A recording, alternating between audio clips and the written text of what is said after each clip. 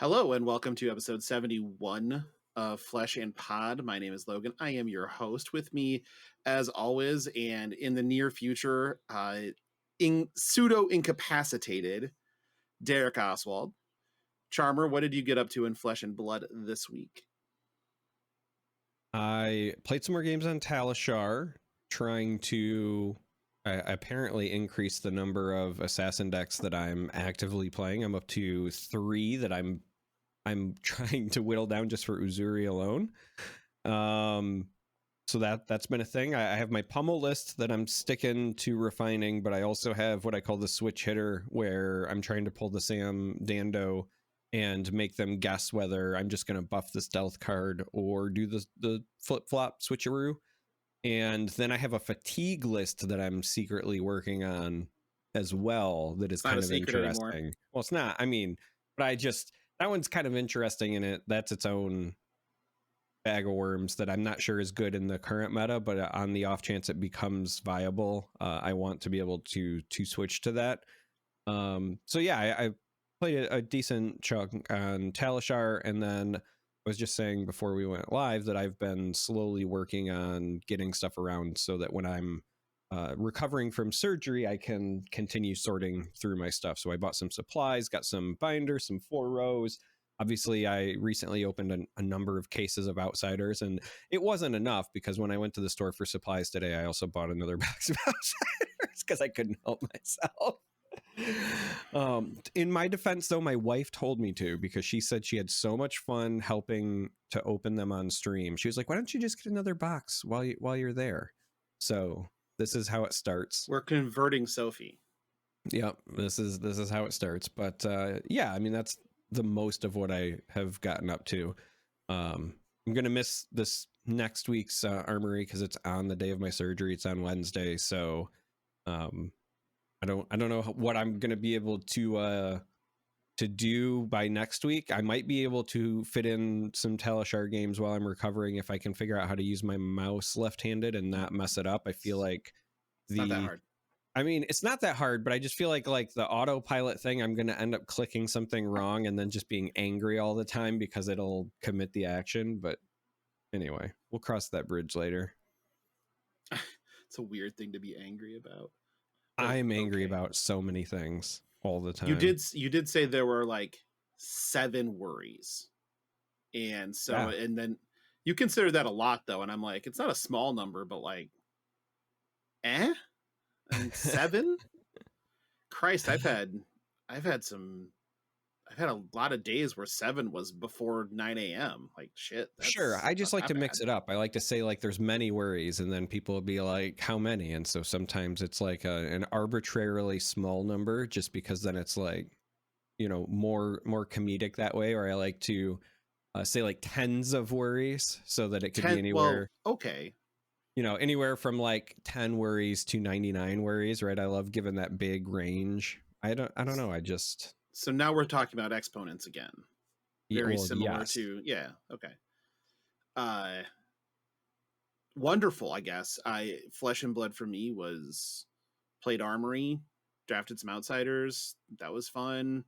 We found a bunch of old Armory kits that from like snow days and shit like that, and we piled on promo after promo after promo on people, just made stacks of them and gave them out, which made all the players happy, so that was cool. The first RTI in Iowa, the Realm Tournament Invitational, was also this weekend. I played in that. I played Pummel Uzuri because I don't really have time to build anything else, and it was fine. I lost round 1, and so usually that puts you kind of out. I could have played around the last round to try to make top 8, and I decided, I'm just going to scoot to my opponent and go watch the Cubs game because that sounded fun too. And so did that. I also played quite a bit on Talishar, just trying to find something that feels good to play. And ultimately right now, I still don't know what the hell I'm doing. I played a little Lexi, I played a little Azalea, I played a little Bravo. I played very little Uzuri.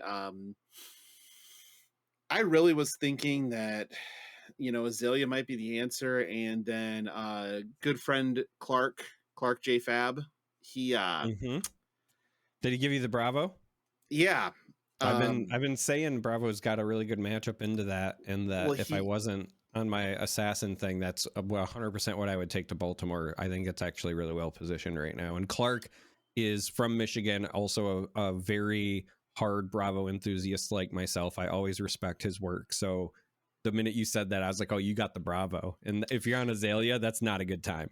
well, so he was 0-4 against Azalea on that day until he What? came into me. Yeah, I guess he'd been drawing really poorly, and then his turns were dominated crippling, turn off, dominated crippling, turn off, dominated spinal, turn off, dominated choke slam, turn off, dominated spinal.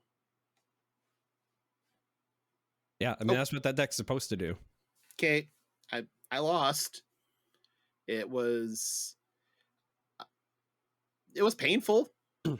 Yeah, I mean, if you're somebody who is expecting a lot of Azalea and not much Icelander, because I think Icelander is like your second worst matchup when you're on Bravo. The worst is the hard control dash, because when they go like, you know, hey, I'm gonna block tall to stop all your crush effects and then pew pew pistol, like that's a problem. Yeah. So as long as you're not expecting those two, but it's specifically if you're expecting like a lot of Azalea, a lot of Dromai, Bravo has great matchups into those traditionally, and a lot of your key cards in Bravo do turn off what Azalea wants to do. So obviously crippling, crush, and messes, you know, with their hand just in general, but spinal really limits their ability to do things, because even though they might fire one tall arrow, they do like 5 or 6 things to get there in a turn.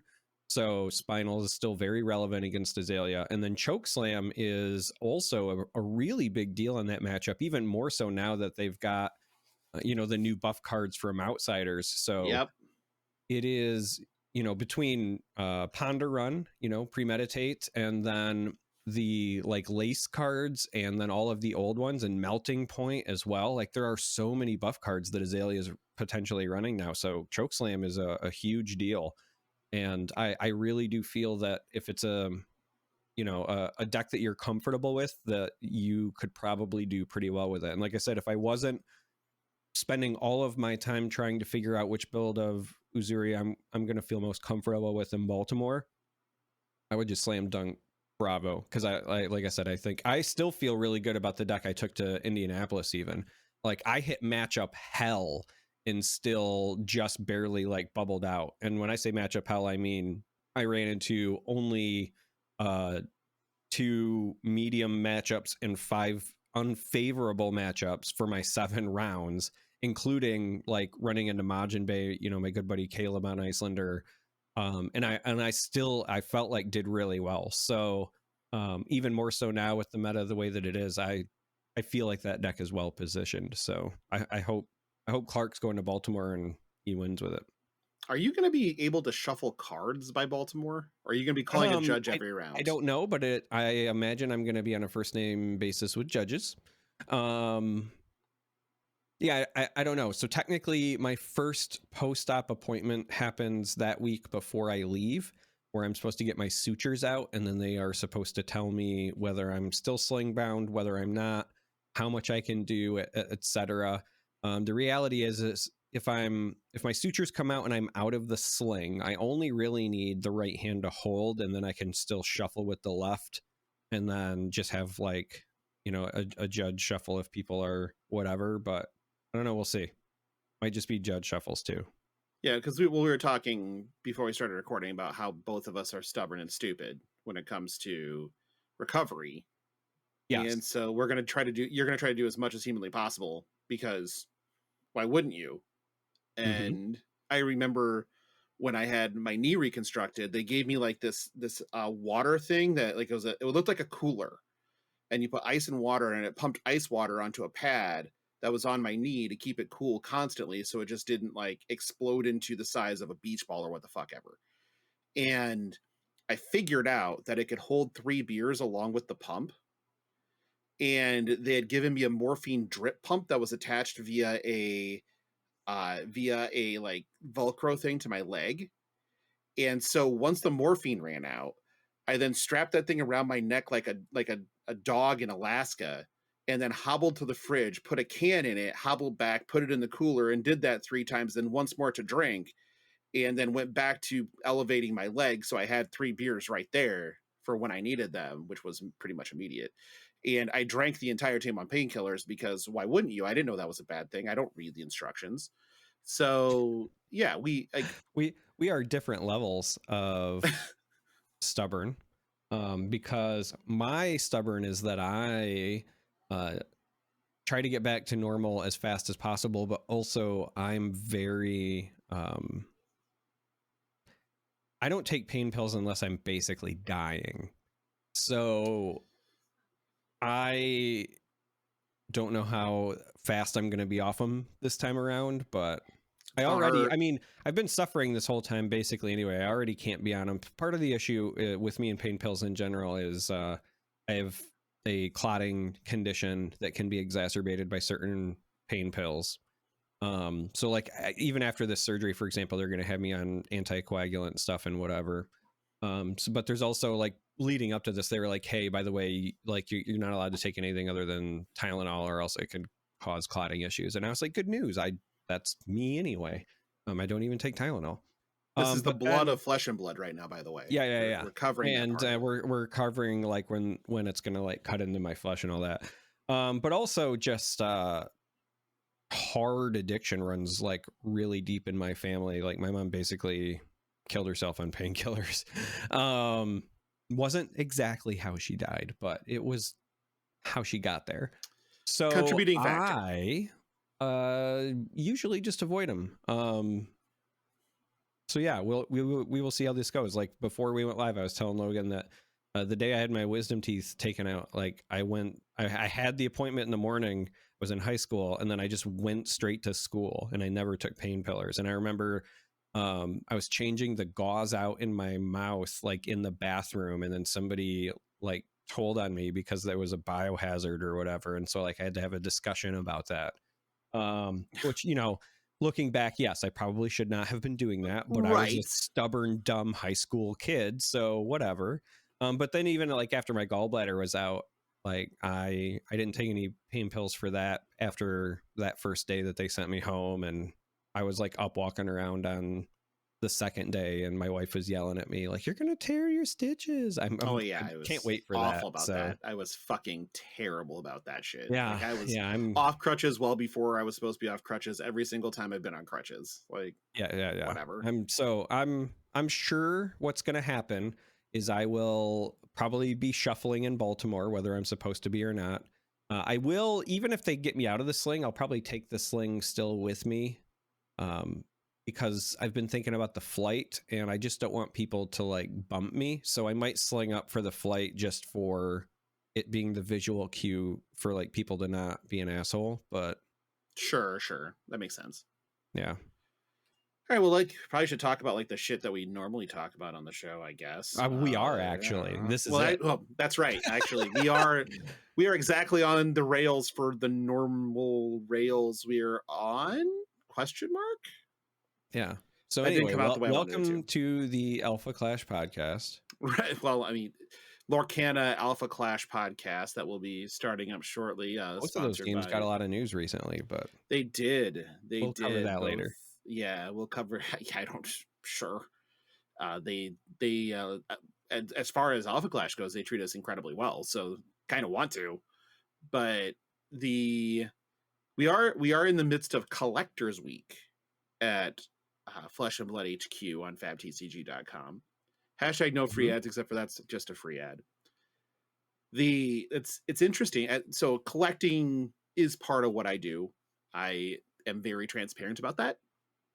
So a lot of this is very interesting to me. And so the first thing they did is they published the drop numbers, like the number of cards for each gold foil that is in circulation. And some people have not been happy, and others are ecstatic. So the biggest takeaways here are that there are 50 tunics with the extended gold foil tunics. There are 50. We already knew that. That was pretty well established. There are 0 left to allocate because they shredded them. Like, those fucking things are well gone. We have video evidence. They are gone. Caused internet uproar. Loved every second of it. Every now and again, I go and rewatch that video just to feel something. It's either that or My Girl, and I don't want to cry. Although Succession is getting me every now and again now. But the Crown of Providence, which is the current Extended Art Legendary for Calling Champions, there will be 25. 7 have been given out. Again, we knew that number. But 25 is the total on that one. And then the Extended Art Silver Palms, which is one that is only for the social play side events.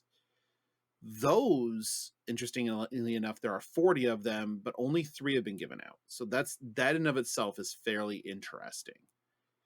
I think it's interesting because we have gold foil silver palms.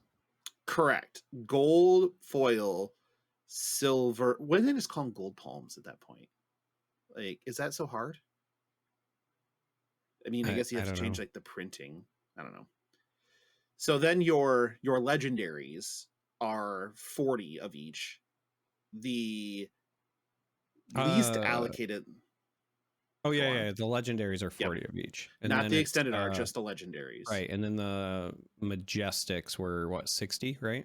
Majestics are 60, and then commons are 100. Yeah. So the least allocated legendary is Crown of Dominion, because only one's been allocated. That was the one that was won in the Dev Challenge, owned by Keith at the Realm currently. So we know where that one is. And then the next, well, the I guess least allocated technically are the new ones: Redback Shroud, Flick Knives, Trench, Quiver, and Van Brace. None have been given out yet, obviously. Black Tech's same story. So Black Tech Whispers is something you can get in gold foil. Outside of the newer cards, the one that has the least allocation is actually Skullbone Crosswrap, oddly enough. There are 40 of them total and only 14 in circulation, so 26 still hiding out there. Carrion Husk is then next with 15 in circulation with 25 still hanging out there, followed by Valiant Dynamo. So there's some interesting numbers in here if you're a collector to kind of dive into and figure out what's around, what's in circulation, what's not. For me, it's looking at there are just over half of the Courage of Bladeholds out there for ProQuest champion cards. So, you know, if I can ever manage to win a fucking ProQuest, so far so not good. Then maybe just telling me, man. I'm captain second place. I've had 2 seconds and several misses in top 8. It is what it is. Yeah. The Collect What You Love article with Saint Hung and Ben Keel was out today. Just an interesting read. If you're a collector, honestly, there's not a ton of info in there. It's just interesting to see what people collect, why people collect it. They showed off their 6 of collab Tunic mat, which are very nice. Findles mat, which are ultra cool. But from here we're gonna have the Ultimate Flex, which is how to build the most expensive hero, which should be the Emperor, I believe, because it'd be Marvel Emperor is more expensive than Cold Foil Shiana, I believe, or it's close. Maybe, but I feel like there's a strong argument to be made about it end up being Dromai, assuming that you also count gold foils and all of the Marvels and like Marvel Ashwing tokens and so forth. Like because like, yeah, the Emperor is the Marvel or whatever, but like that's the one card. Okay, so I think you could close the gap, because the other thing about the Emperor is it's only a 40 card deck. Sure. The moment that you go, so like Blitz, yeah, Emperor, no problem. But okay. I think if you're just talking like sheer like monetary value deck wise, I feel like in CC it's probably some version of Dromai being ridiculous. Well, Dromai doesn't play Tunic, so you have extended art gold foil Tunic as your first thing. Like, well, but it says build and play the most expensive hero. Just because you don't always what if you just run in Tunic in your sideboard, huh? Probably no. What the fuck? Probably just gonna be Oldhim with CNCs and E-strikes and alt art channel like frigids if you're going to be in CC. I think they're just going to do You know what? Blitz. I think there could be an argument for it being something like, hear me out, a Bravo that is rocking a bunch of alpha print stuff. And like, because like the cold foil Bravo is also stupid expensive. Yeah, the rainbow foil one's not cheap either, but the cold foil. Yeah, but there's also the is there a Black cold Label foil Bravo? There are cold foil Bravo showstoppers. Okay. Believe me that I believe you. But there's also the history pack Marvel ones too that aren't necessarily cheap. Like $500 a shot. Yeah. Okay. That's okay. Yeah, I can hear that argument. I tried looking it up. I think so quick hit. I think the cold foil Bravo is around $1,000 usually for showstopper. There's one on TCG Player for $1,000 plus shipping right now. Okay, like I'm guessing. Yeah, I was just thinking Blitz. Like, so yeah, in Blitz it's got to be Marvel, but or Marvel Emperor and then whatever. But I was just thinking like, because if you built, depending on the version, right? But if you built Bravo with a bunch of alpha stuff and like, first edition foil CNCs, and then you ran the Tunic version of Bravo, which Bravo does run both Tunic and plate usually in the list, and all of that. Like, I bet that could probably get there too. It could get close, that's for sure. I think they're going to do Emperor. Yeah, because it's the most digestible for people. More people play Blitz than anything else, I think, if I remember correctly. So that's probably the most popular. And also it's the hero they kind of leaned into making the most, the most rare card that it was in Uprising or Dynasty, or it was in Dynasty.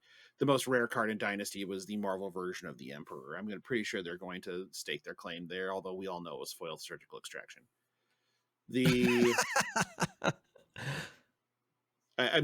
Moving past that before I get into even more trouble.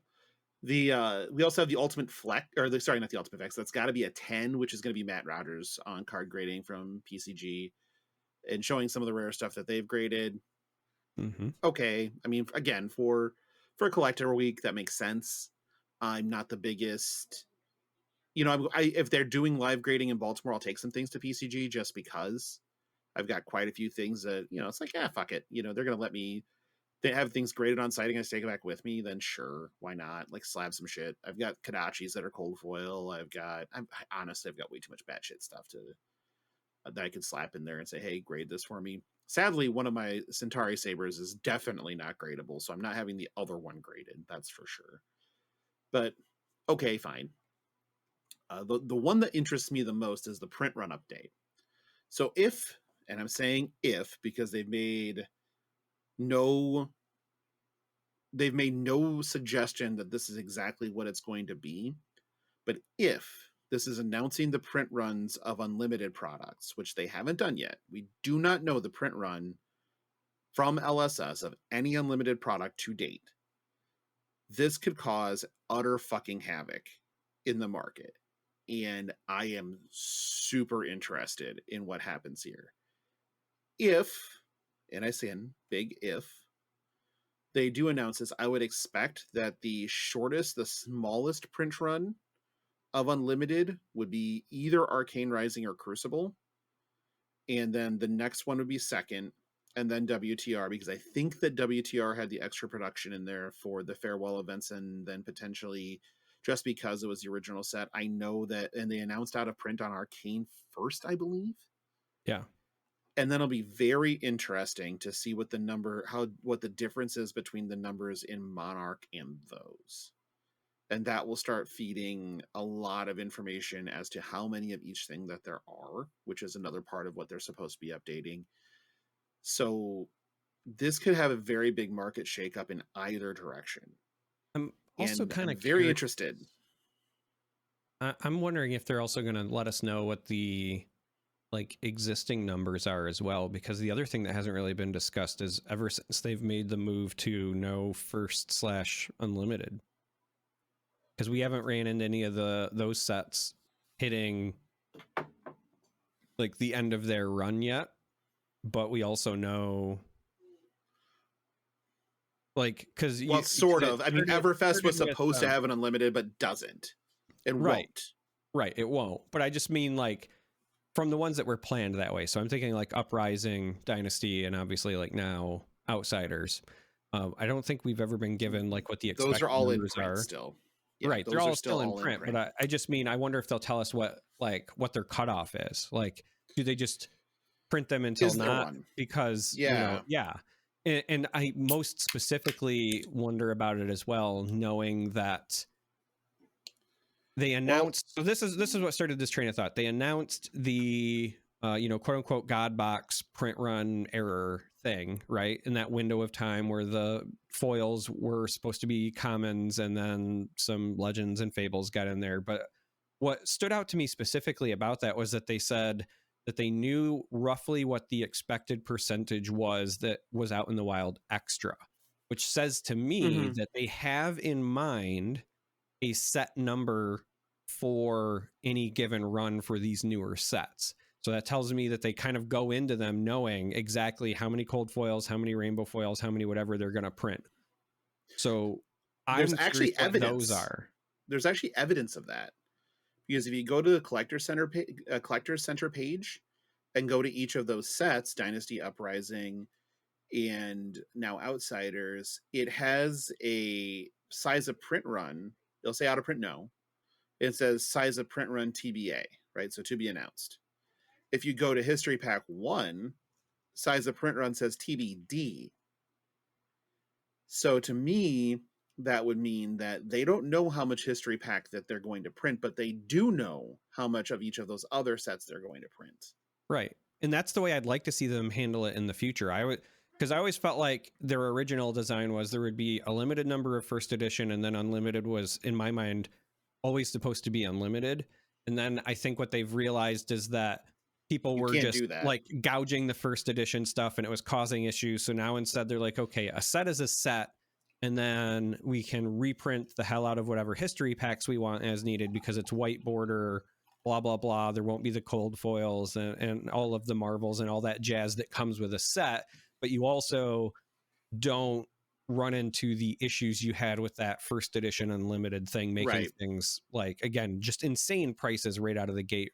So I think that this is like their long-term plan, and I'm okay with that. I actually really like that. Makes me excited.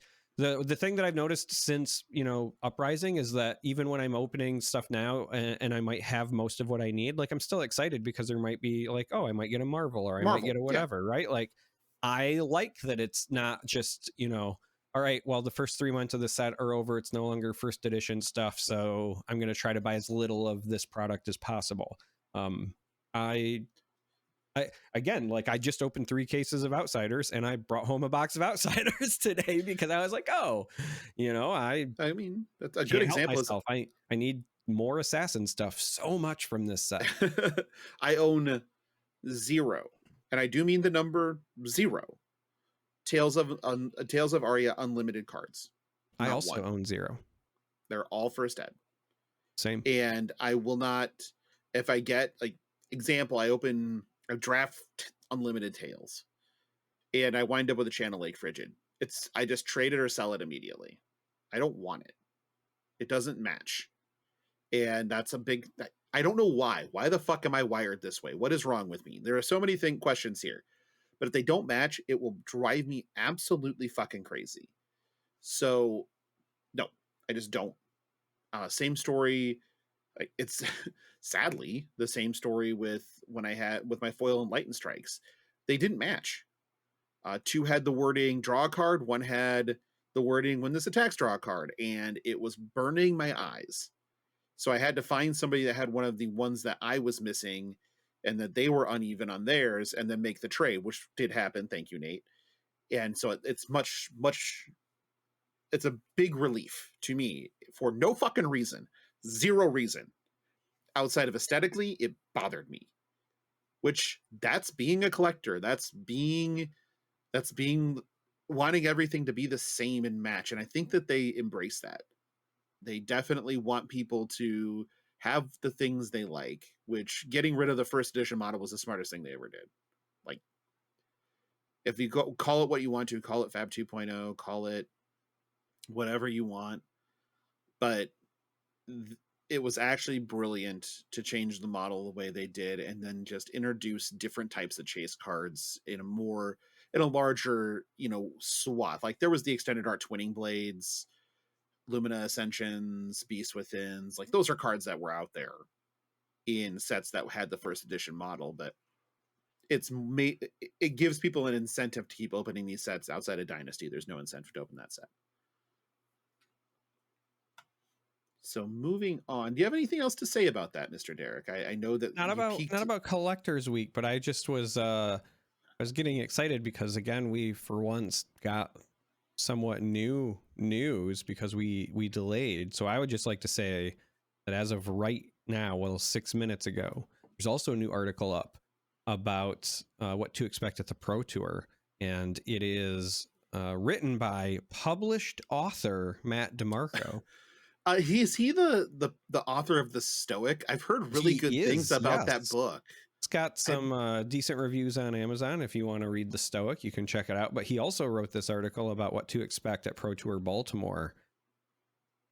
Oh, you should definitely be reading that. Yeah, if you are a fan of Matt, a fan of the Instant CP podcast, a fan of Podcana, a fan of the Stack, a fan of any of that, or just a fan of The Stoic, you should a fan of the circus. You should certainly be reading this article by the one and the only Matthew Elizabeth DeMarco. I'm pretty sure this is probably his best work to date. Clearly going to win him several awards. I mean, he won my heart over because the image they used is literally, it's a picture of him, but he looks like deep in thought. It might be the most like thoughtful I've ever seen him, but it's also got Uzuri. So yeah, about to say you like it because there's Uzuri. I need to click on this assassin photo here. Oh, it's an article. Okay, sorry. Yeah, it is Matt looking his most/least dapper. I prefer him with the glasses. I don't know why. And he kind of has this pensive look with Uzuri looking on, and I think Uzuri does not approve just from the look on her face. It looks like she does not approve of one Matt DeMarco at that point, but we'll have to see, I guess. But speaking of Pro Tour Baltimore, there was a draft announcement that rankled some people, as we've discussed on this show, that there has been some discrepancies in the printing of Outsiders between the Belgian product and the Japanese product. And so there was a lot of questions that were hanging out there from pro teams and Pro Tour players, people who are preparing, asking LSS, what print run are we drafting? Are we drafting Japanese boxes? Are we drafting Belgian boxes? So LSS came up with a solution. Derek, what was that solution? They told you to fuck off.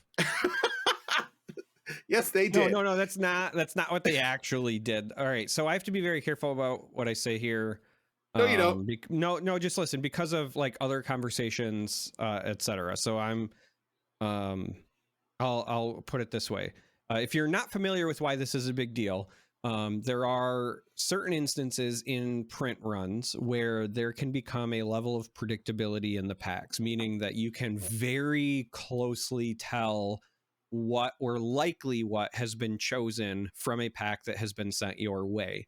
Now, it's not the exact card, mind you, but the packs are done in a predictable pattern where, if there's supposed to be 6 class cards, for example, 2 of each, 2 assassin, 2 ranger, 2 ninja, for example, and then you get a pack and one of those is gone, then you can very obviously say, hey, the person who sent me this pack took a ninja card, and then you can plan accordingly.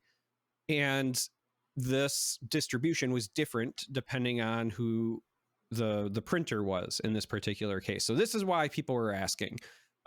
It's not a in my opinion anyway, a like game breaking amount of information, but it's also not a non-zero amount of information. So I do understand, especially when you're talking about the most competitive players in the game, why they would ask, because they want to try to get that advantage. I already know several people that have been doing draft boot camps, etc. And so the answer that LSS provided was essentially that they weren't going to tell you outright whether it was one or the other, but just that they had something special in mind and that you shouldn't spend too much time worrying about it. Now, this is open to interpretation. Personally, I interpret this as they're probably going to purposefully mix them and not tell you what it is so that you cannot hopefully plan accordingly. So, you know, again, because they're going to be doing the packs ahead of time, I imagine you're going to get bundles where, you know, it might be 2 Japanese, 1 Belgium, or vice versa, or what. But I think that the point is that they're going to try to make it as unpredictable as possible, or just make it so that no, you know, side has an advantage over the other. So part of the other reason this matters as well is because most distributors get things from one printer or the other. So hypothetically speaking, right, if they were like, hey, we're only going to use Japanese printing, then the people who get it from that distributor, so that might be your Pacific places, you know, Australia, New Zealand, etc., they might have an advantage over folks from North America or Europe. And then again, if you go with the Belgium side, then it could be interpreted the other way. So I think that ultimately, one, not outright saying it is the right call, because if they did tell you, like, I'm normally a huge fan of transparency, but if they did tell you ahead of time, and let's just say they came out and they said it's for sure going to be Belgium, well, then anyone who has access to that product, if you're running draft boot camps, you can test into that further, right? You can have that advantage. So I like that they are not transparent up front, that they tell you that they have a plan and that they're going to try to make it as, you know, mitigated as possible. I think that's the best you can do in a scenario like this. And so this is my long-winded way of saying that they told you just enough without telling you everything, aka they told you to fuck off. Fuck off. Yeah. Go fuck yourself. So but I do like this move. I'm not qualified in participating in the Pro Tour. That being said, if I had spent a non-zero amount of time in participation of draft boot camps or spent time drafting and developed strategies based on pack outcomes, I could understand being upset. Like, I get it. That makes sense. But they are specifically trying to level a playing field. And that's probably the best they can do. Like, to be honest, what do you expect? Like, putting other places at disadvantage because they just don't have access to the product? Like, in the Des Moines area, we have a couple stores that get their product from one distributor and some stores that get it from another. So we have 2 stores that have Japanese boosters, and we have our boosters printed in Japan, I should say. And then we have the rest of the stores have there's distributors give them boosters printed in Belgium. So here we have access to both, which is lovely if that's the case. But that might put us at an advantage because we have ready access to both once they told us it's one or the other, or we could prepare either way and then just know which strategy to employ, which is also, you know, one, kind of not cost effective, but, you know, especially, you know, these teams that are sponsored by stores that can just source, if they can source both, they can just do that. So your min maxes of the world, kayfabe cards, whoever, if they can get a hold of both product, they can just supply those to their teams, and then they have an advantage, right, over people that are just spending their own money to get product to practice with. Like, that's besides the point in some ways, but that also is the point in some ways. Right. So mixing these to level the playing field makes sense to me. I know that there's been a ton of backlash, and I think a lot of that is because people have spent time figuring out those collations and such. It was a discernible pattern. But again, as you said, this is trying to level the playing field, and I think this is the fairest way to do it. And so you're not going to make everybody happy, but I think that ultimately for competitive integrity, right, if I objectively step back, I think it's the right move, or the closest that they can, as you said, go to making it the right move. The only other alternative is they literally pre-open every pack and then they like craft specific them. what I would call like That makes pro tour packs. But I feel like I that hate would that make more. Yep, that would make so many more people upset. So I think this is the right thing ultimately. If you want to look at some more nuanced takes, Yuki Lee Bender did a little bit on Twitter about it, and that made it sort of make more sense from a competitive mind frame with quite a bit of thread on there. But in the end, it's still the same. Go fuck yourself. That basically is the message. I do love that. The reality is just force Fi. Just draft Fi. It's fine. Just force Fi. If easy. You can draft win half your matches, Pro Tour Baltimore, then you deserve to win. You deserve to win. But I do love at the end of the article currently about Baltimore draft, they removed the end phrase of the original article and then apologized for that flippant entry in an italicized apology at the bottom. And I'm like, I would have left it though. Like, yeah, the fuck they gotta do? So the impact here to me is going to be that teams that are preparing one way will feel behind, but ultimately, if they can read their seat regardless, one way or the other, they'll still be fine. Like they just won't have perfect, and they won't have pseudo perfect information. They'll have slightly less perfect information. I don't think that that's going to make or break the Pro Tour personally. We also have Skirmish Season 6 going on right now, which, how do you feel about Skirmish? I just, you know what, I Jordan and I and Abby talked about this multiple times during the first 50 some odd episode run, and I don't think that you and I have ever gotten into this. So what do you think of quote unquote Skirmish season? So this is kind of a mixed answer. This is a bit of a mixed bag. I like skirmish events.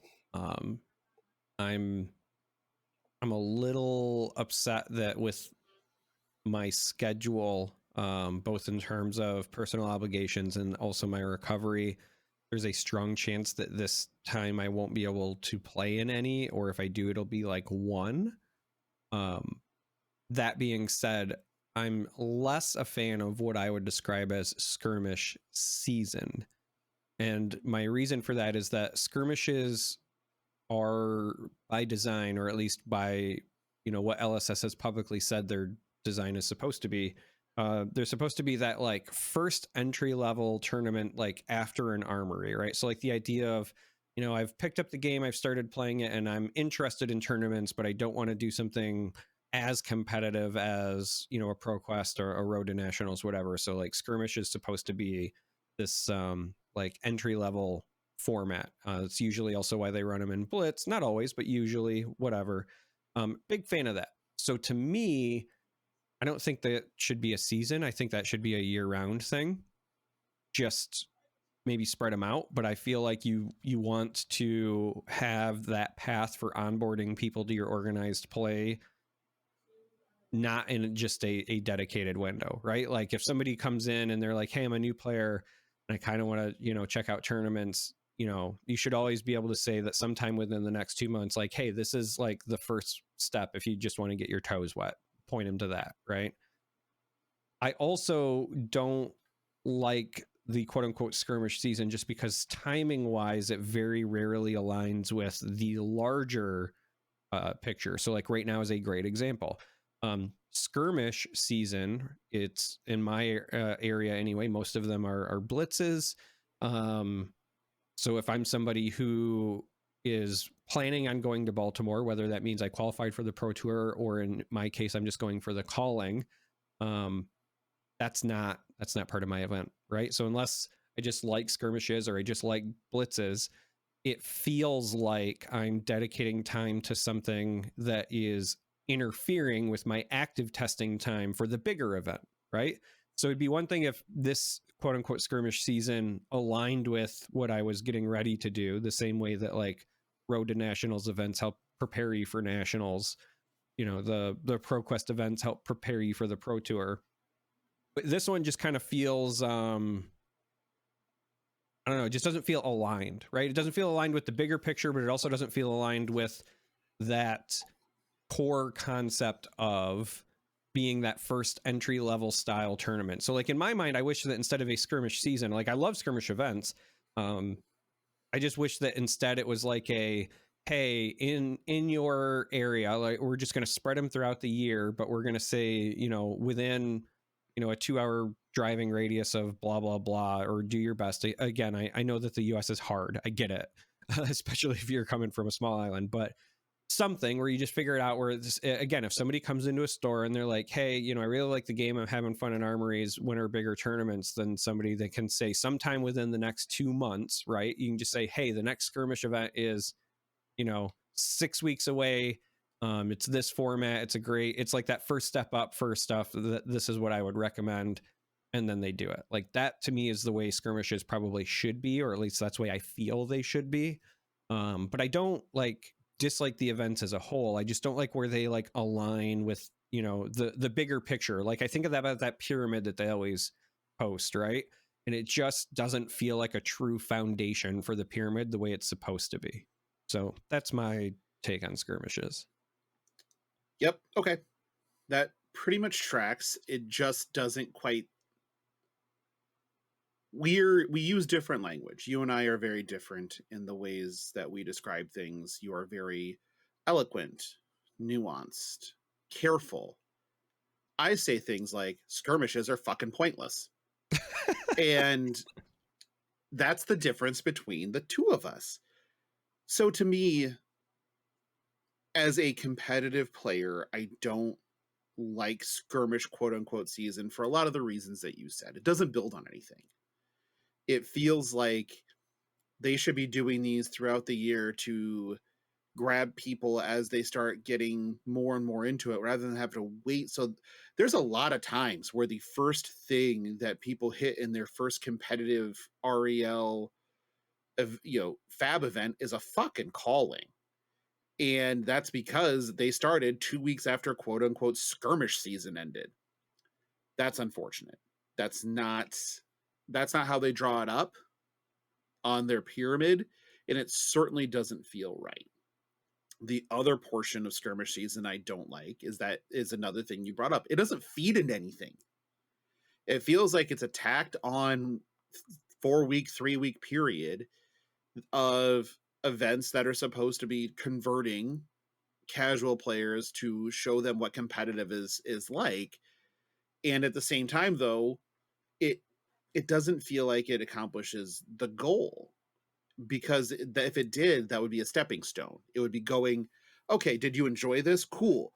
Here's this thing that is exactly the same as the skirmish, just a higher level that you can do soon after. That would be a stepping stone. Not, did you enjoy this? Okay, well, in like 12 to 18 weeks, there's a battle hardened within 6 hours of here. That's the format that you just happened to play in skirmish. Would you enjoy that? I mean, that doesn't fucking do anything. It just doesn't. And it doesn't keep interest. It doesn't hold the player. Instead, they don't even remember the skirmish season. And then the other thing right now is this is my, I believe, 3rd skirmish season that I participated in. And the pricing has gone down significantly every time. It's the same with ProQuest, the same with RTNs, right? Like they just, for whatever damn reason, have decided that these don't deserve to have a higher end pricing. And maybe that's to drive away some of the spikier players to make these more for the casual set. But on the same token, they make these giant experience multipliers and put them within the 90-day window of things like Nats and shit. Well, yeah, the spiky players are showing up then. Fucking sorry. Like, that doesn't do the job. You know, you talk about like the feeding things and whatever. One of the things that I think would be great. Now, I understand it becomes more difficult logistics wise, especially when you talk about like the different tournament organizers and how they run things, etc. But it would be really awesome if they spread out the skirmishes. So again, there was like one roughly in your area every 2 months at a minimum, but also for each one that you run, as a door prize to also like get people in to try. So like it's meant to be raffled, not go to the winner, but it'd be nice if they were like, hey, here's entry into whatever the next event is, you know? Sure. Because if the idea is like you get your feet wet in the skirmish so that maybe you then try out the battle hardened and maybe that you then try out the calling, it would be really cool if like you showed up, maybe you didn't do so well, but you had a good time. And oh, as a door prize, I got entry to this battle hardened. Well, I mean, I wasn't thinking about going, but maybe now I'll drive the 4 hours and go check it out. Or if it's, I get, you don't have to go overboard. It doesn't have to be like a fabled package or anything, but I imagine people would probably also make that trip too. Like if you want a fabled package for, Baltimore, for example, then you might be more willing to go check it out. I don't know. But I do think that as you talk about like skirmishes being that stepping stone, and also because nothing is like a direct feed for that program right now, then just even having the door prize is nice, but also it serves as advertising for your other events as well. Because again, if the idea is like skirmishes, you getting your feet wet, even if you don't win the door prize, if you're at the event and they say like, hey, we're going to do a raffle for, this next battle hardened in Charlotte or whatever, right? People who might not have been interested in going, but again, if they go to this skirmish and they have a lot of fun and then they're like, wait, where was that thing going, on? Maybe they'll check it out. So I do think that something like that could be a great way to solve some of those problems. Again, they got to space them out, and they got to dangle the carrot. Right. In my mind, those are the two things. You got to make it more accessible throughout the year, and you got to serve this as truly a way to onboard people. And one of the best ways to do that is dangle a carrot. The prizes, they serve as some of that, but I do think that like getting them more into your competitive scene is also like that's the entire point, right? So I think that that's something that should be looked at or considered anyway. I don't have enough numbers on the back end to see like how much that would cost the company, obviously. But if you're listening, James, yeah, having worked hand in hand a little bit on the card production front recently, it doesn't cost that much. We do have there. One of the things I do like about Skirmish is that it is one of the not so many opportunities to get Blitz Living Legend points. Mm-hmm. And I would like to see Oldhim gone from Blitz sooner rather than later, and he's at 452. So only needs 26 skirmish wins to send him packing. Sorry, 25 skirmish wins to send him packing. So everybody, if you're listening to this and you play Oldhim and Blitz, please continue to do so. That way we don't have to deal with it. Sadly, Kano is only at 287, so he would need 110.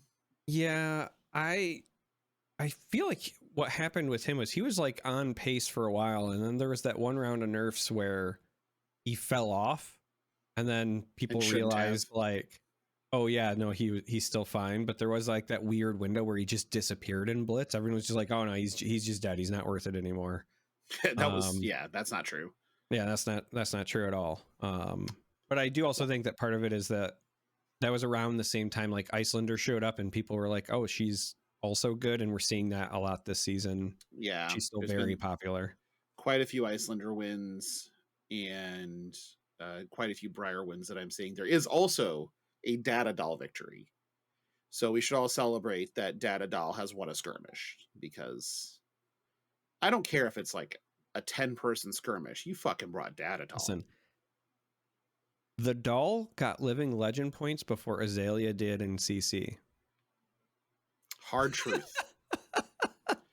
It is, again, the Azalea bounty is not standing for very long. It is going away. It's going away soon. Gotta be. However, we will always be able to point to Data Doll and say, Data Doll got Blitz got Blitz Living Legend before Azalea ever got CC, and Azalea was around from day one. Well, not day one, but close. So we'll always be able to say that she was around longer, and it took longer, because they just didn't print cards that were worthwhile, and Yada yada yada. I would like to point out the Realm RTIs are in full swing because these are Yep. tournaments that do feed directly to something weird, And they have cash and prizes. and they have cash prizes. What do you know? We have seen so far. It's been interesting that we have not seen a ton of Azalea winning. I know that Alexi won an event in. I don't remember which one that was. I think it was the 1K in Louisville was won by Lexi. The event in Ankeny, so here local to me, was won by Oldham, which was just Dagon, so it doesn't actually matter what he played. But he decided that Fatigue Oldham was a good idea just because shows violence that day. I don't know what won the Sunday event in Ohio quite yet, so for the confirmed victories that I'm aware of, we have Oldham, Kano, and Lexi. So none of those are named Azalea or Azuri, which is where everybody thought the sky was falling after the first the first event of Outsiders Legal was the brawl, in which you had two Azaleas in the finals, and people are like, "Oh God, they're going to take over the planet." Nope. People learned how to play. They just learned how to not die to Codex of Frailty. Okay. And if I had to take a guess at what the metagame for the Pro Tour is going to look like, a lot of Oldham. That's my guess. You're going to get multiple teams that are just Oldham across the board with their few diehard stands on whatever their pet decks are. But I got money on at least one Icelander converts. Sure, absolutely. And again, if you want to talk about Oldham still does not have any technically bad matchups. There are zero. It's just a 50-50 deck at worst. So far. I do think, I will say, Oldham is still incredibly strong. And I also think that there is a big difference between Swiss Round Oldham and Top 8 Oldham. There is. But I liked, and it's unfortunate that it went to a draw, but I liked what Sam was doing in Chicago to combat Oldham. I do think that there is, at least for Assassin players, a lot of hope in that matchup, even if it's not like right away, but like long term, because the combination of Scale Peeler and Vambrace really showed how powerful it is against like half of Oldham's tool set. Like if you can just say, by the way, like your crown isn't preventing damage and your shield can't block unless you're like also blocking inefficiently before that. That was a pretty big deal. And yeah, that game ended up going to a draw, but I felt like Sam he had the advantage. Yeah, showed the corner. Showed some potential weaknesses there. And this was on obviously a short time to like test. So I don't know. We'll see how it goes, but I really liked that line. I think that there is potentially something there. Speaking of the Realm events, we have listener questions, and the first one is from Keith of the Realm. How it's violence spelled backwards. I don't know how the fuck to pronounce this shit. Like, just it's not violence spelled backwards. Niloiv? Is that what it is? Because Niloiv, Niloiv. I mean, it. Domino's Noid. About to say the Noid is where I'm going with this. It sounds like the goddamn Noid. See, avoid the fucking Noid. You're going because you're old like me. Ugh, yeah, there is that part. But okay. The question is, what theories do you have about future cards with all the new preview art given in the Battle Hardened announcement on 31 March 2023? Way to Euro put that. I'm most interested in the Hydra on the Atlanta page. All right, so here's my quick hitter theories, right? Heralds, Rune Chance, Urser, Go Again, Blood Debt. But specifically, the Hydra one, this might shock you. I think that's going to be a generic illusionist card that's also intended to potentially give Dromai some support. Okay, I can see that. It looks to me like almost like something that would appear on like Dragon Illusionist, but it's more like Hydra oriented. So I think it might just end up being like some generic illusion. We don't know what New Prism's going to look like, and while I suspect she will still be very heavily spectral shield oriented, it would be a good opportunity to maybe introduce some generic illusionist allies that both like Dromai and Prism could play, and that could be it. I'm not saying for sure that's it. It could also just end up being like blood rot spew or whatever, and it's just meant to be something that's like poisoning the entire field. Who knows, right? It's hard telling, but I don't know why that card just gives me like illusionist vibes, because we haven't seen anything like it yet outside of just like dragons and whatever. So, and then maybe a Movrian Skies reprint with the Solana with the sky above it art. Just throwing that out there. Might be a thing. Don't know. I want instead of Library of Solana, I want like Graveyard of Solana, and it's just like the mass grave from when they took it over. Ashes of Solana. Yeah, that'd be nice. Maybe that'd be another dragon. Maybe the Hydra would come from the Ashes of Solana. Yeah, and instead of you draw an extra card, like if you fulfill the conditions, then your opponent discards a card. Just -1 intellect. Get fucked, nerd. That oof. No, please don't. No. I love how you're like, all right, wait, no, I'm not okay with this. No, you should know by now. If I'm suggesting it, it's a bad idea. That's right Earthroot levels of no. Hell fucking no. Absolutely not. Nope. I'm out. The next one is from I'm sorry, Farcist. It's from Farcist. However, for whatever fucking reason, hero fascist. The notes straight up say fascist.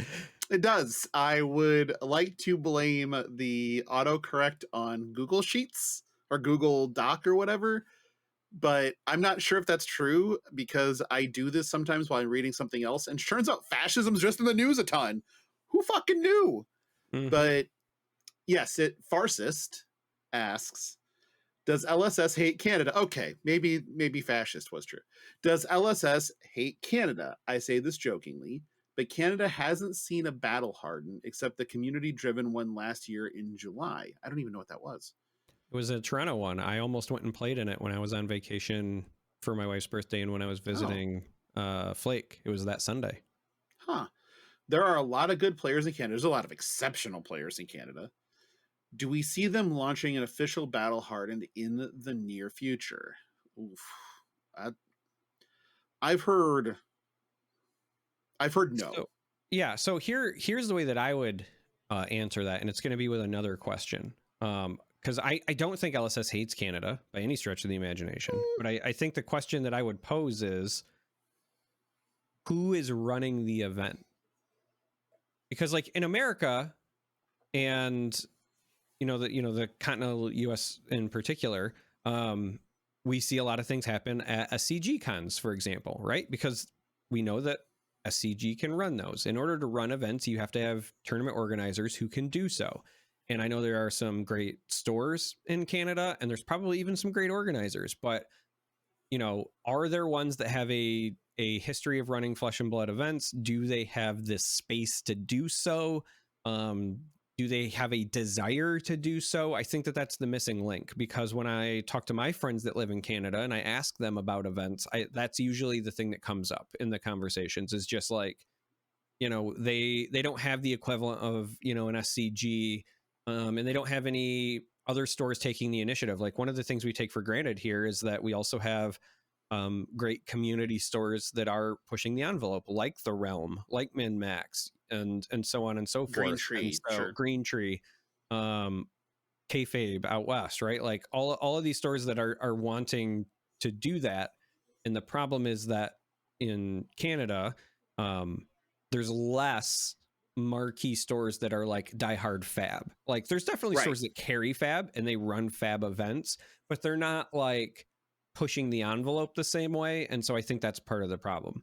I legitimately don't think LSS hates Canada. If I had to guess, I'd say they would say, I would love to run events. Show me who can do it. Let's expand the player base there. More people playing our game is not a bad thing. We are a business.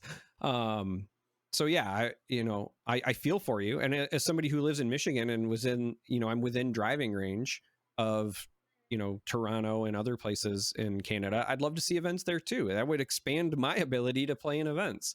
But there needs to be somebody to pick up the ball, right? So talk to your local stores and TOs and whatever and harp on them would be my answer.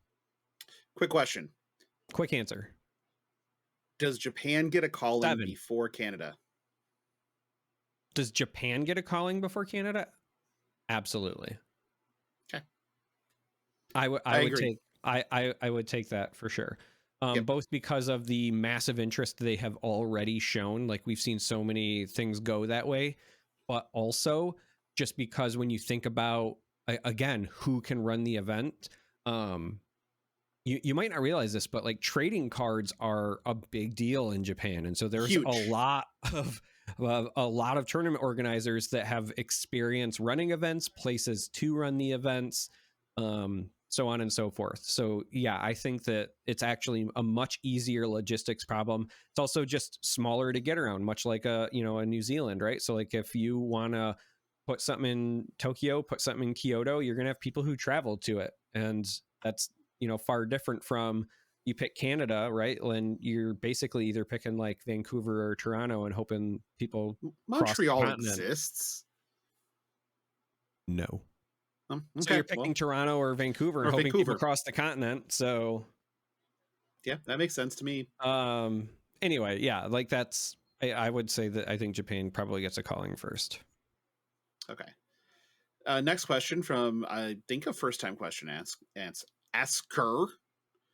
Jim Niban sounds great. Jim Neben. Okay. If Oldhim wins everything this season, I'm thinking he's talking about our TN season, he has the possibility to Living Legend out. What do you guys think a format without a defensive guardian in play will look like?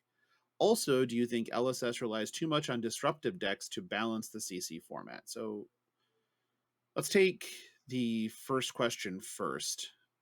I don't know that Oldhim LL's out. I don't think he LL's out. But Oldham's really hard to play, man.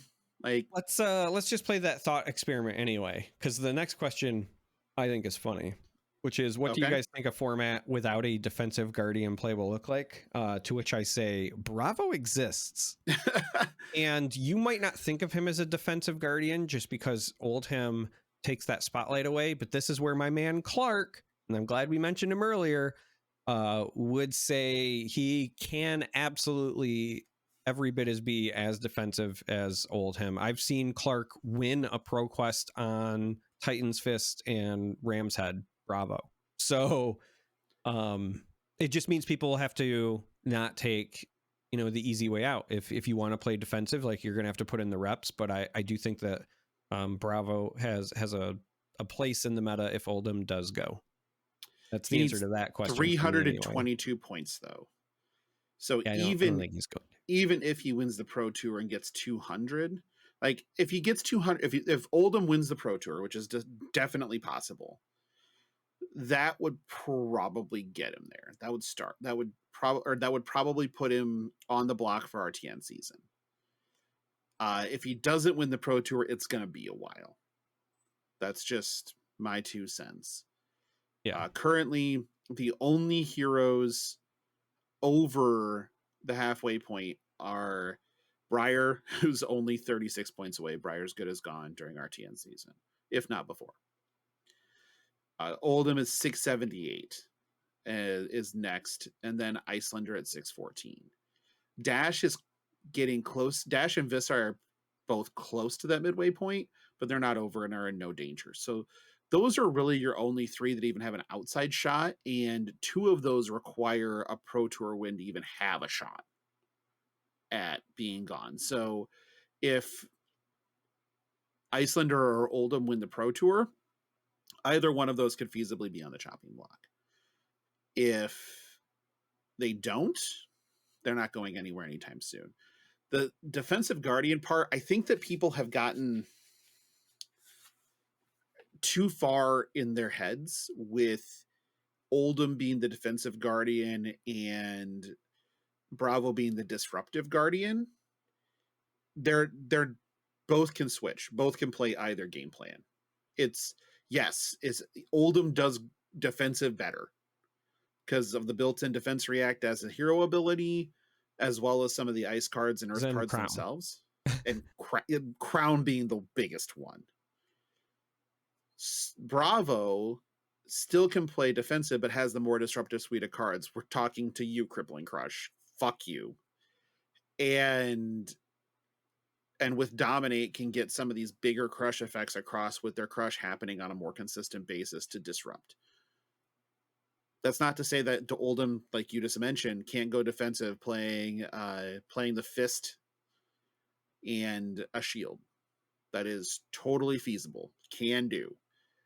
So we are far away from not having a defensive guardian around. But Guardian has always been checked by the existence of Prism. And then there was no Prism. And we currently live in a world with no Prism, which is why Iyslander and Oldhim are sitting in the 600s in Living Legend points. Right.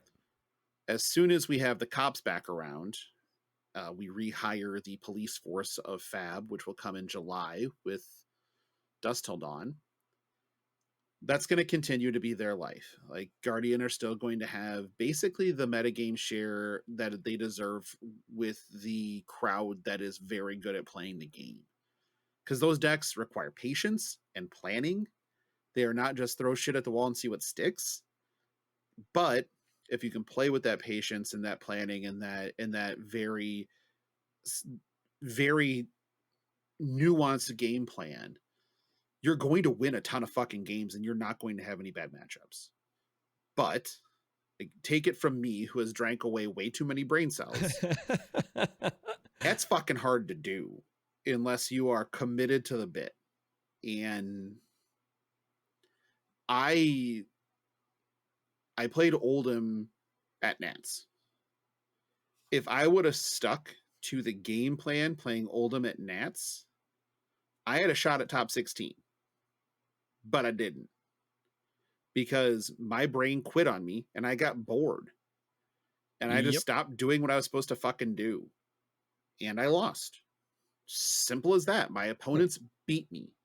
I think what happens is a lot of folks think of Guardian as being very reductive, where it's just like, block, block, block, hammer, block, block, block, hammer, block, block, block, hammer. But the reality is all your games go long, and the longer the game goes, the more room for mistakes you have. Like, I mean, that's just human nature. So it does take some level of mental fortitude, because you have to block efficiently, and you also have to come to conclusions rather quickly, especially during the Swiss rounds.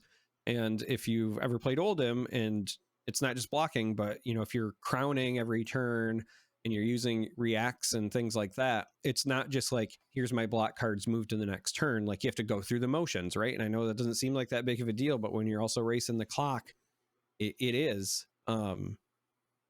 I mean, I think I would point to the Chicago Brawl, where it was, Sam Dando taking on the Oldhim, and they were not playing slow, and they still went to time, right? It was just two good players that knew what had to be done. But if you go back and you watch that, it does not look like either player is slow playing at all. That's just the nature of the beast. So imagine doing that for 10 rounds across 2 days, and also sticking to the game plan and not making mistakes the whole time. And it's not an easy thing by any stretch of the imagination. So yeah, I mean, it's just, and again, I went 4-2 in draft and 4-6 in constructed at Nats. And to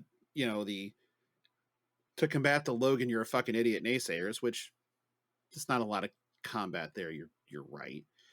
But Dagon White, who is an Oldhim master, went 4-5-1.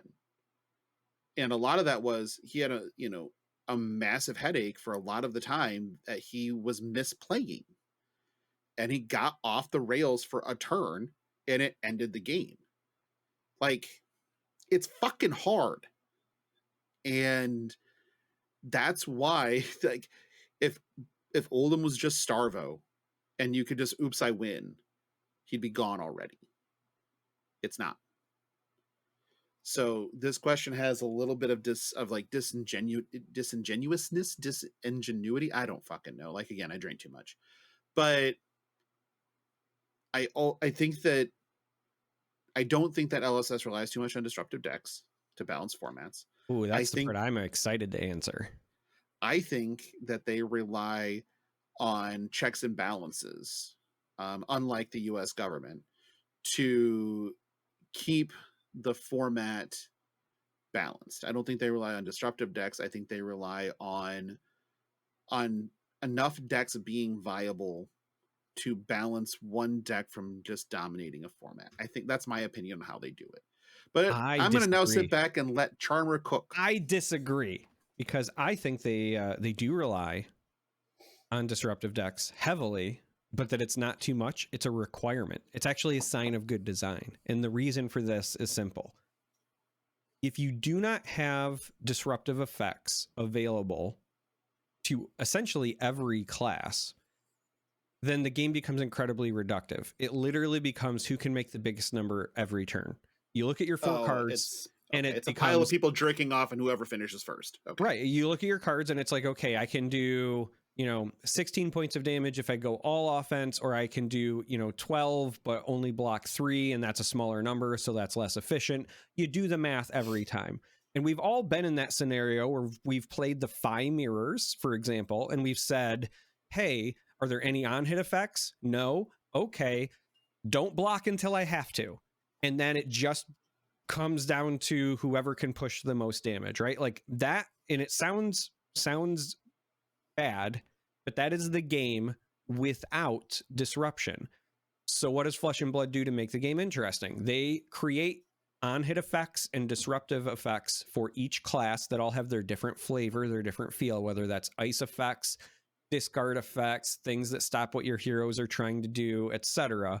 But they do that to create tension. The entire core, in my mind, of what makes Flesh and Blood an interesting game is that you have limited resources, and then you also have this anxiety and this tension about what to do with them.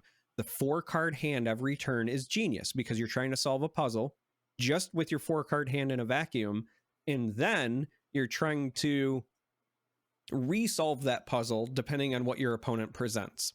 And if your opponent doesn't present anything disruptive that you care about, then it's a one-sided game. You're both just playing solitaire and seeing who gets the bigger number first. That's it.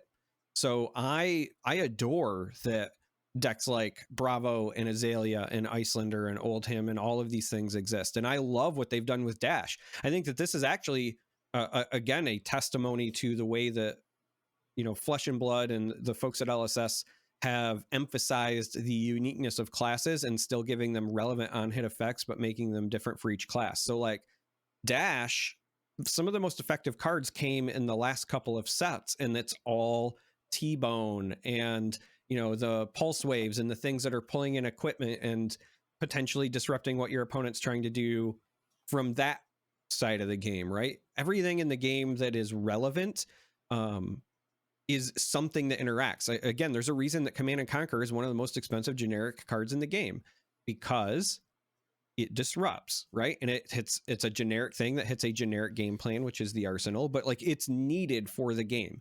Otherwise, and again, it sounds really reductive, but otherwise it's just who has the biggest number for the most number of turns. So I think that they do rely a ton on disruption, but it's not too much. If anything, it's probably not enough. Like, give me more anxiety and tension, because I think that's where the game shines the most. The best Flesh and Blood players know what to do with a bad turn, as opposed to knowing what to do with a perfect turn. What is Brute's disruptive on hit?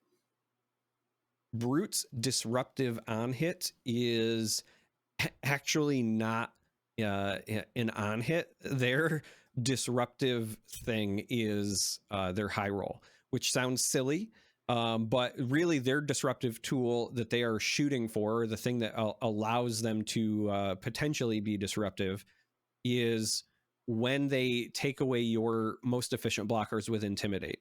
So yes, there's the Scab Skins, yes, there's Bloodrush Bellows, and those are all high roll as well, but the Brute disruptive package isn't an on hit. Instead, it's like creating ways to leak damage through Intimidate, because again, we're all trying to solve that puzzle, right? We have that 4-card hand.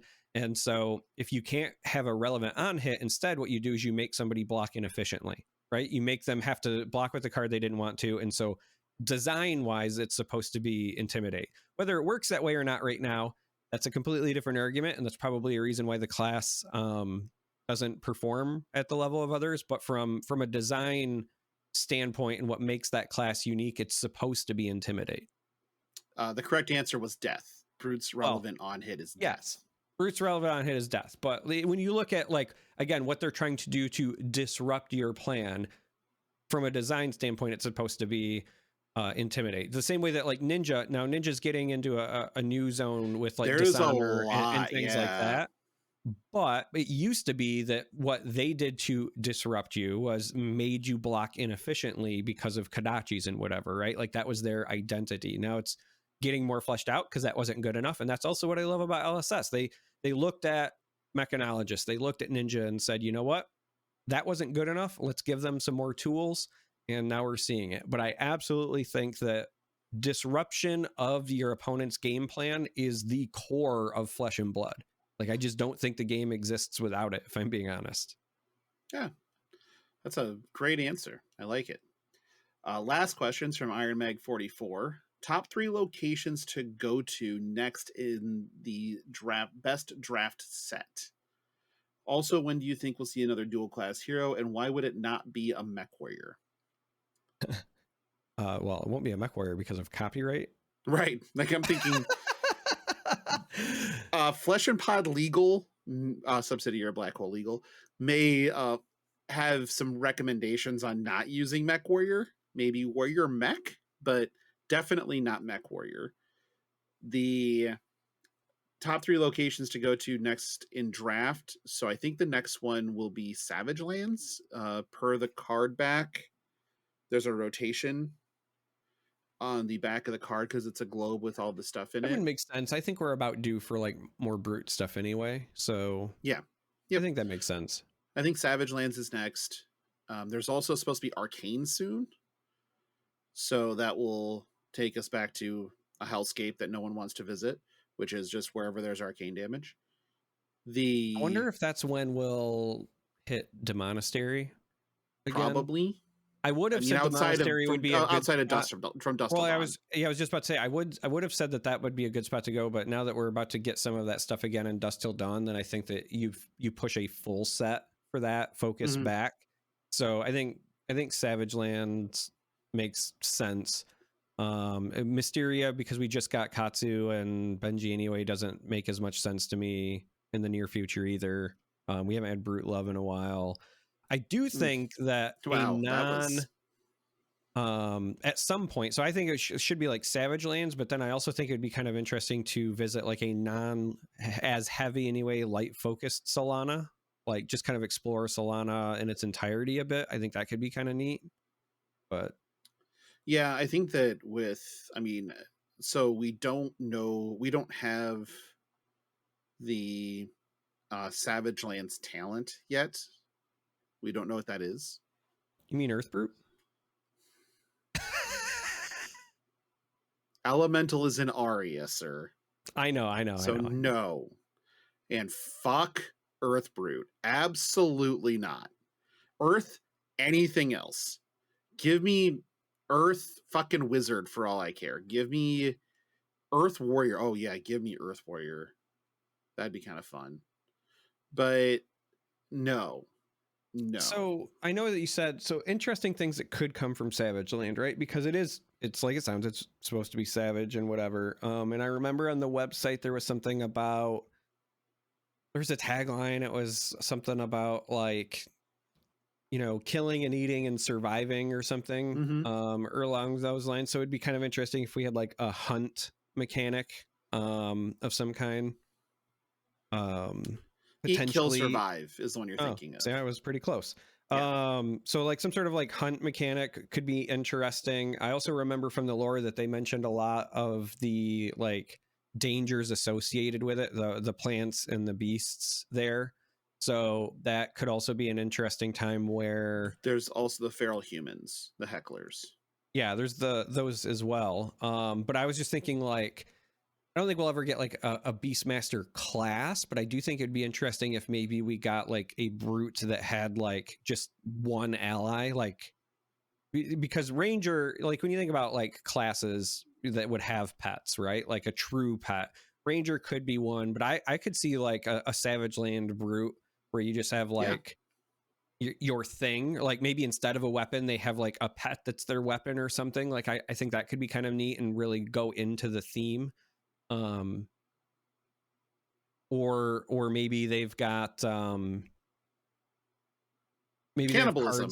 So like interesting, just spitballing here, but like an interesting design thing would be like maybe instead of like maybe you still have like some sort of token weapon or something, but maybe it's like the dragons where it's like a dual-sided card, but when you play it, like that pet becomes your weapon like for a time or for X number of uses or whatever, and then you might have like attacks that are buffed if you have a certain kind with them. So you might have like the wolf build, or like, I mean, it's the Savage Land, so like you could have like the big boar that we're always seeing in the art, right? The Brajing Brawnhide or whatever. I mean, there's all sorts of stuff they could do, but I think that could be neat, right? Like really go into the and because I remember the site also mentioned vegetation, so maybe they have like a giant man-eating Venus flytrap type thing as well. I don't know, just thinking out loud.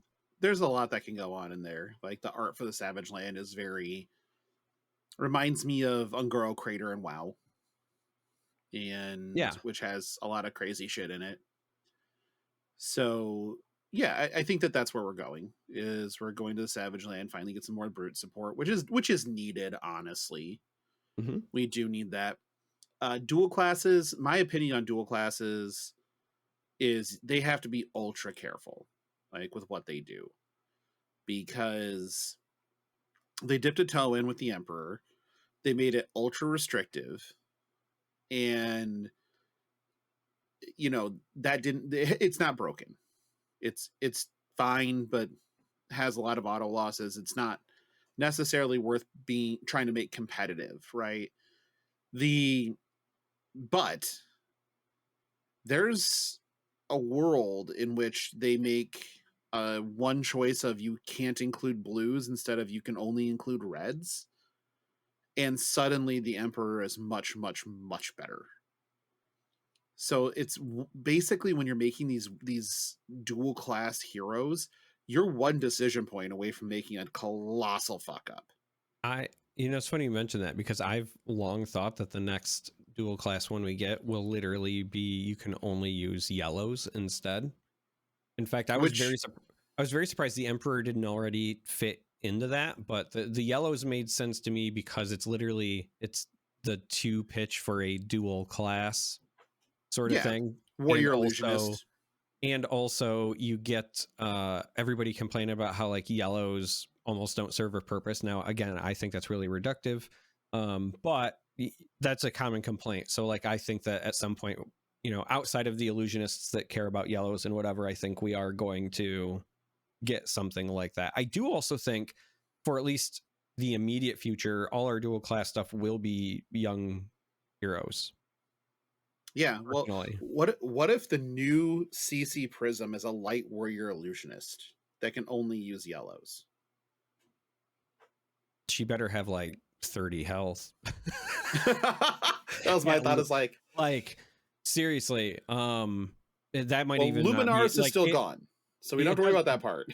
No, but it doesn't matter. The minute that you let that hero have access to creating spectral shields, but also running the warrior equipment suite, like they have to start at a low health.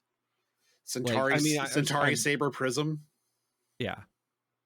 30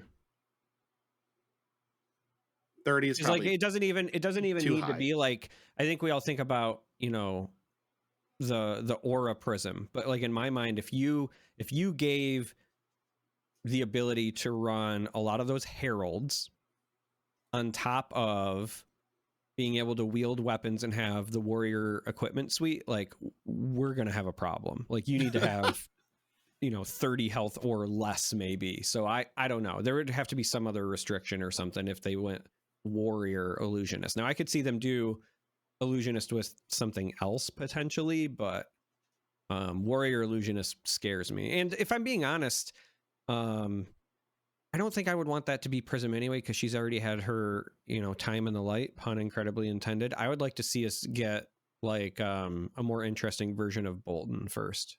But I think that you're gonna. I mean, they're gonna give you the Starvo treatment on a hero at some point, another hero at some point, and it wouldn't surprise me if it's happened in Dusk Till Dawn. It wouldn't surprise me if it was either Chain or Prism, or sadly and batshitedly enough, both. Like, it's going to happen again. They're going to take one of those existing characters and soup them up and send them out the door. And we'll see if they, like, there hasn't been as many hyper, the last super oppressive deck was Starvo, and it's gone. And so they haven't had to do as much insane, as insane amount of tuning with the formats as they did back then. With like Cheerios Briar, they had to eliminate, Plunder Run and Ball Lightning just to bring the power level down. Seeds of Agony Chain, they needed to gut that entire, suite of cards. So like, bullshit. Just no, you're not fucking doing They're that. like, by the way, here we're gonna take away a third of your deck. Right. Prism got to stand on her own the entire time because, again, she was just a cop and was good at policing the format and won because of it. Sure, that makes sense. But they're going to do these glow ups because, one, they're a very splashy thing for people that have been around. And two, they drive interest. People complain about Starvo all the time, but fuck did a lot of people play Starvo. Mm-hmm. And a lot of people really loved playing Starvo. I loved playing Starvo, like, to be honest. It was the mirrors were tremendously interesting. And yes, sometimes you just, oops, I win. I get it. And that part kind of felt bad sometimes. I did apologize to more than one opponent, but for just high rolling the shit out of them.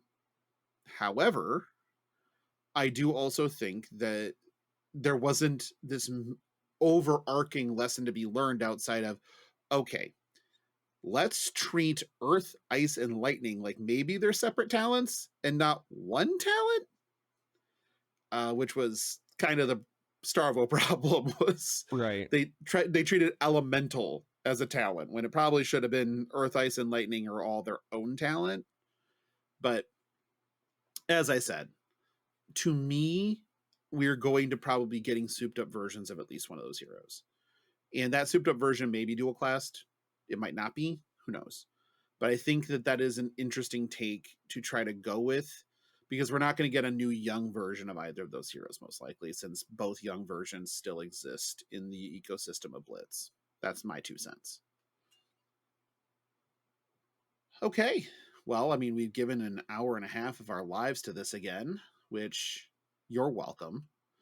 But let's do some closing up shop things. As per normal, our merch store is still live. The link was in the show notes. Let's do some Patreon shout outs. I actually have this brought up this time. And I also purchased a new mouse. So no fuckeries as per last time. It's a beautiful thing. I went and changed out my Master 2S that I've had for 7 years and grabbed a Master 3S, and man, this thing is smooth as silk. I am actually potentially in lust with a computer mouse for the first time in my life. But let's give that does not mean I'm going to shave it, declaw it, and put it up my ass or anything. Like, it's not that kind of lust. It's more of I'm just happy looking at it. Right. So let's give some I'm just making sure we never get those previews. Like, ever. We are slamming the door.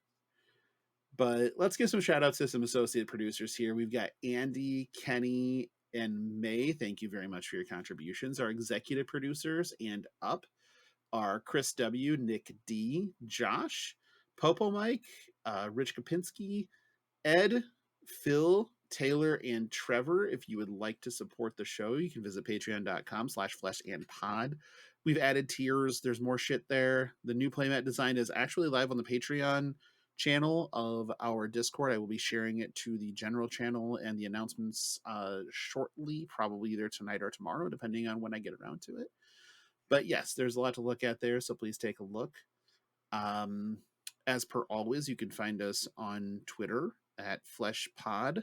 You can find us in our Discord. Links will be in the show notes. You can find us also on Spotify, Apple Podcasts. If you do find us there, and all other podcast apps that allow for ratings, please give us 5 stars, like, subscribe, yada, yada, yada. That's very helpful to us in ways that I probably don't even understand, to be honest. I don't actually know a lot about that. Shocking, I know. Derek, where can they find you?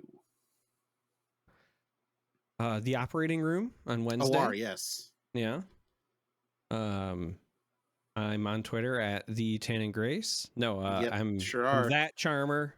I'm just Charmer on Twitch and YouTube. I actually started streaming and putting out videos again semi-recently. Like, there's actually stuff there, which is great timing because I'm now about to be in recovery again. But I promise that stuff is going to continue to come as the year rolls on, and it'll be Flesh and Blood, but other card games as well. So it'll be a lot of fun.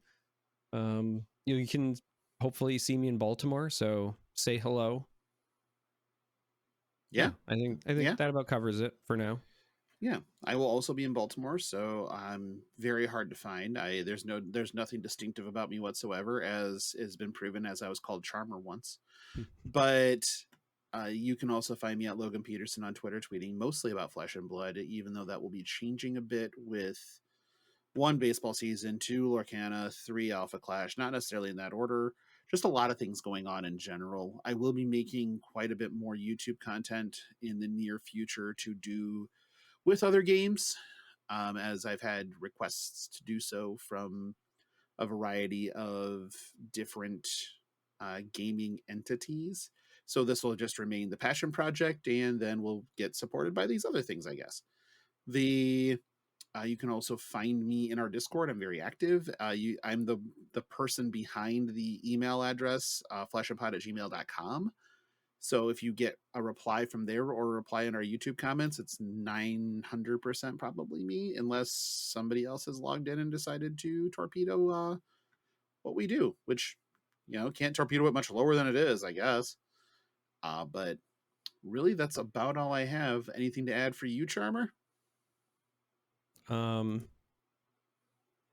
Just be kind, even to people who talk about shaving things and their lust. Okay. That was I don't know. I'm still trying to processing that one. Okay, that was that one. A very specific. I was gonna rattle around. I'm gonna wake up from anesthesia and go, "Is he really? Huh?" No, there's no reality to that situation whatsoever. One, it's a computer mouse. I couldn't fit this thing. Okay, we probably should get out of here before we're just shut down completely. Yeah, we love you. Bye. Thanks. Bye.